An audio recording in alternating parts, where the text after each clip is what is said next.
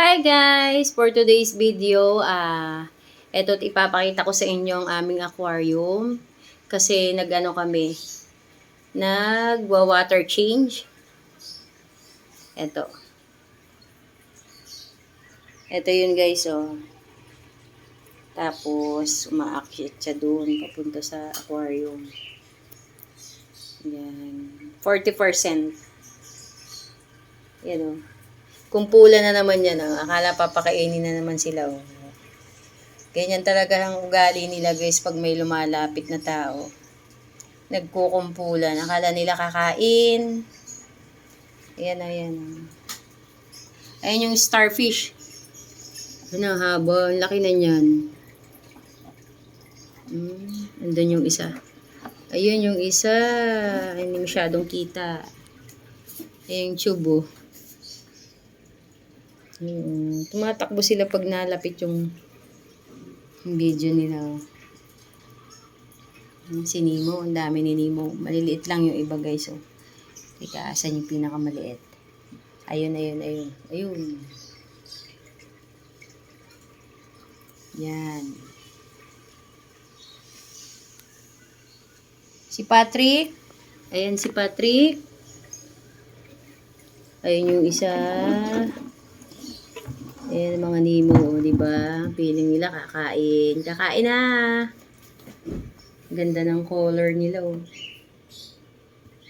Ganda talaga ng mga Nemo. Nemo. Ayan, ganda rin ito, guys. Ito, nagre-red siya. Ayan. Ayan ang update ng ating aquarium. Ayan, oh. Okay na okay pa silang lahat. Ayan, oh, malapit-lapit na, guys, oh. Kunti na lang yung idadagdag na tubig. Ayan, dito yun isinasalin guys. Oh. Tapos pinipilter niya papunta dun sa itaas. Ayan, doon siya lalabas.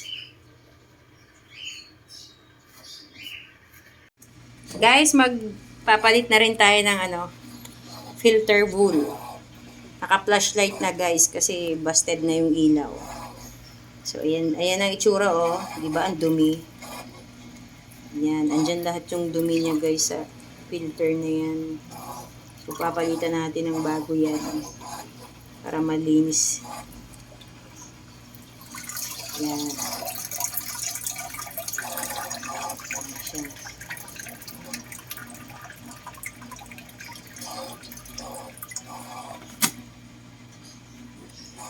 Yan o, diba kita nyo yung dumi?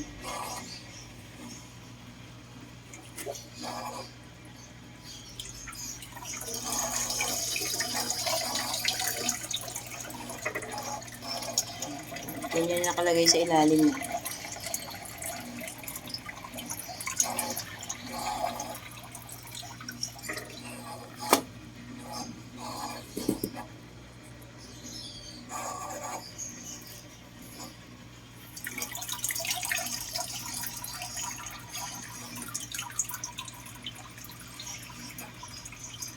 Guys, ito yung yung pamalit natin na filter wool.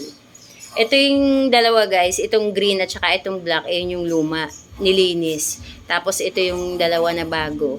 So pwede naman linisin pag okay pa. Kaya ilalagay ulit natin yan. Doon sa ilalim. Guys, tapos na ang ating water change. At ito na yung ating sump sa baba. Yung filter wool ay nalinisan na rin. Tapos napalitan na ng iba. Tapos itong improvised na skimmer. Ayan, nilinisan din yan guys. Kasi medyo marumi na rin yan. Kaya nilinisan na. Yung iba ay dinamay na. Nilinis na rin guys.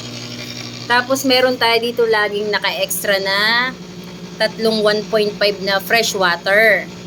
Bali yan po ay ginagamit pag yung tubig dito sa itaas ay parang nag-i-evaporate na siya. So, dinadagdag po natin yung tatlo na yon. So, yan lang guys. Tapos na ang ating water change. At mukhang malinis na naman ang ating tubig ng aquarium. So, sana maging okay lagi ang ating mga isda. So, yun lang muna guys. Ito ang aking update sa aming aquarium. Bye! Thank you for watching!